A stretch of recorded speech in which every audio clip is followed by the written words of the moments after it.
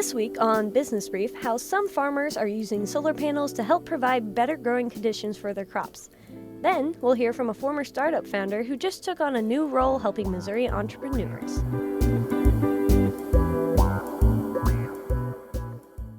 Welcome to Business Brief, Missouri Business Alert's podcast focused on the business news and issues shaping the state. My name is Riley Hindle, and I'm joined by my co-host, Noah Grabiansky. Noah, how are you doing this week?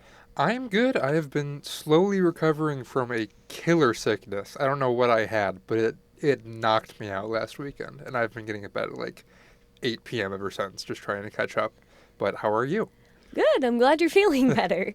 But this week's very quiet for me, but it'll probably pick up the rest of the month as I start revising my research proposal. Ooh, what are you researching? Well, I'm a second-year grad student, so it focuses on the effects of AI on investigative journalism in local newsrooms. Wow.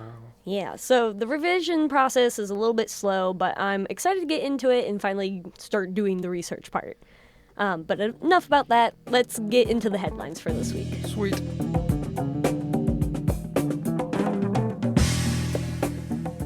The federal government shut down Wednesday after Congress failed to pass a continuing resolution. More than 37,000 federal employees work in Missouri. As workers are furloughed or continue to work without pay, the nonpartisan Congressional Budget Office estimates a $400 million daily impact on the economy. On Sunday, Governor Mike Kehoe signed into law the new redistricting map aimed at creating more Republican-leaning congressional districts in Missouri. The map already faces 4 lawsuits challenging lawmakers' authority to redraw districts mid-decade without new census data. The National Geospatial Intelligence Agency has opened its new $1.7 billion campus in St. Louis. Political officials and local business leaders are hoping the new complex will drive economic development in the region and cement St. Louis as a cornerstone in the defense industry. Washington University in St. Louis announced it will eliminate more than 300 jobs and close nearly 200 vacant positions. The cuts are expected to save $52 million annually. While officials remained vague on the reason for the move, struggles navigating federal funding cuts, higher taxes on endowments, and changes to Pell Grants were cited previously. Todd Richardson, the director of the Missouri HealthNet Division, is stepping down after 7 years leading the state's Medicaid program. The move comes as the division prepares to implement new regulations to the federal health care program, such as work requirements.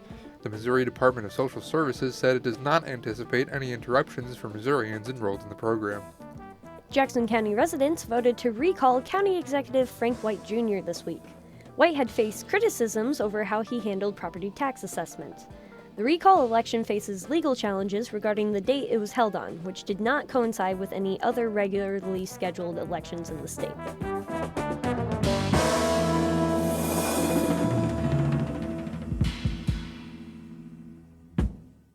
Our first story is about agrivoltaics. I'm sorry, what now?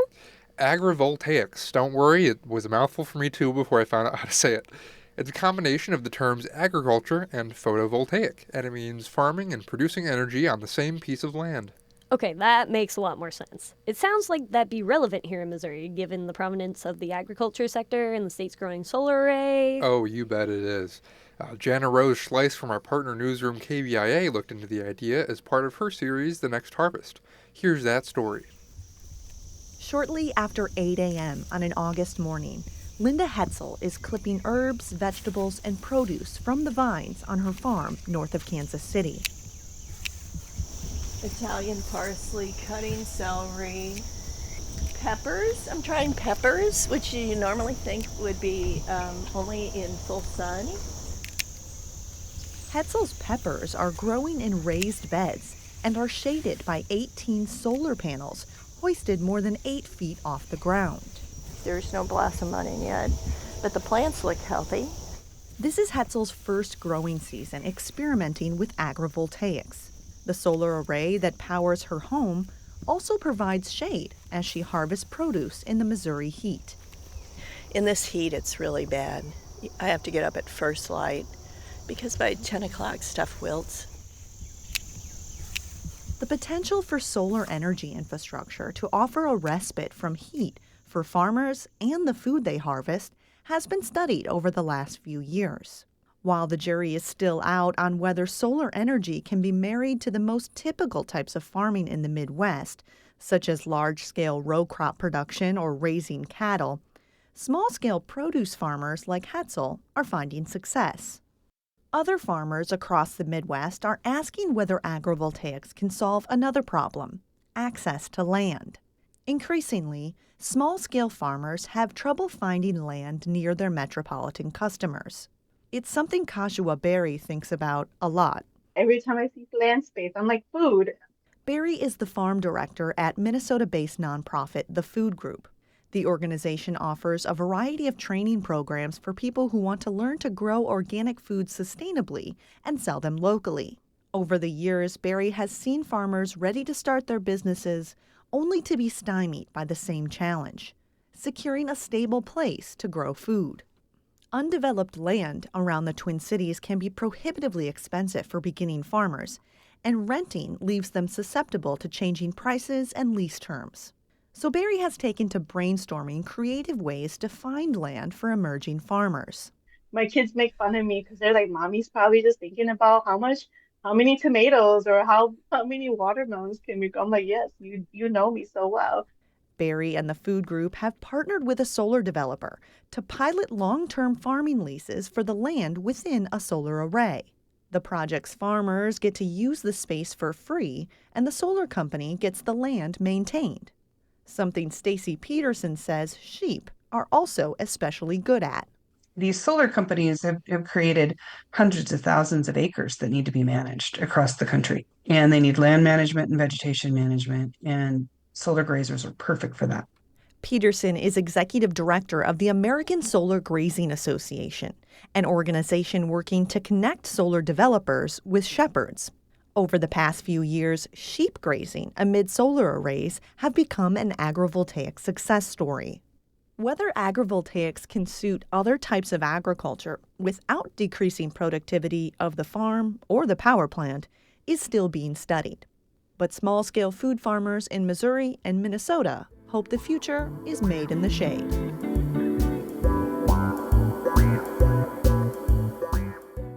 For our next story, we caught up with a startup founder who has taken on a new role supporting other entrepreneurs. Founders helping founders. I like the sound of that.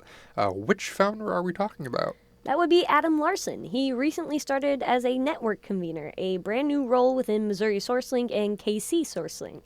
Those are two Kansas City-based organizations focused on supporting local entrepreneurs and connecting them to resources. So why did SourceLink create the new role, and what drew Larson to it? Missouri Business Alert reporter Evan Paul visited with Larson to learn more about that. Here's some of that conversation.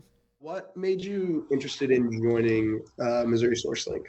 Working with entrepreneurs and founders is really important to me. It's a place that I get energy from. It keeps me interested in my work. So the chance to work with small business owners and even owners of technology companies was really interesting to me. I do a lot of interactions with entrepreneurs across the state. Everything from, hey, I want to open a new bar, or I want to open a retail shop, or I've got this idea for a technology product. To be someone that is actually in their corner and is invested in their success is really important to me. I think that this position is uniquely qualified to deliver on that experience. I know entrepreneurship can be a lonely road, so just the fact of sitting down and talking with me for even just a half an hour about their business, about the challenges, about where they want to take it, and me being able to make informed recommendations on the resources across the state that are relevant for them, and being that sounding board and encouraging and trying to uplift them, because like I said, it's a lonely road. It's good to have someone in your corner. Do you have any specific goals that you would like to accomplish in your first year? It's important to me that we make our tools easy to use for the entrepreneur. There are a ton of resources across the state. There's a lot of people doing a lot of great things. I don't know that this is necessarily a change, but in everything that we do, I want to make sure that we're delivering a valuable experience, and the people that are founding companies, the entrepreneurs that contact us, walk away with a good experience, feeling like they've actually been helped. So what challenges do you think current Missouri entrepreneurs face right now? What is something that Mo SourceLink can do to like help them out? I think one challenge is that while there are a ton of resources, the pathway through each of them is a little nebulous. Even on our database, we've got over 600 resource partners listed. That can be overwhelming for a first-time entrepreneur. I think that's why it's so important that I actually get to have a conversation with them. I can do a whole lot more after speaking with them for 30 minutes. And it saves them time from having to comb through every single connection that we have. So I think we can accelerate the process of getting support. I think we're really strongly positioned to do that. So what lessons have you learned from your past companies that can definitely help you most in this position with Missouri SourceLink? One of the things that I'm bringing specifically from my experience at the startup I worked at is creating a user experience that is really engaging. It brings delight. People want to interact with it because it makes them feel good and feel heard and feel seen when they do interface with Missouri SourceLink, whether that's in a conversation with me, whether it's through one of our online forums, or maybe even attending an event. So I'm bringing some of that experience to this convening, not as a expert in user design, but as someone who has had to be scrappy and adapt and try to make a great experience while being mindful of the resources that we're investing into that. I think that's it. This helps very much. Thank you so much. All right. Have a good one, Evan. You too.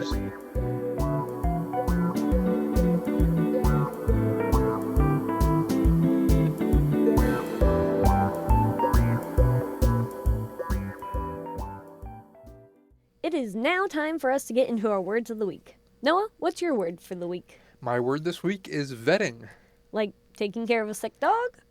Actually, I'm talking about the vetting of applicants for sports betting licenses.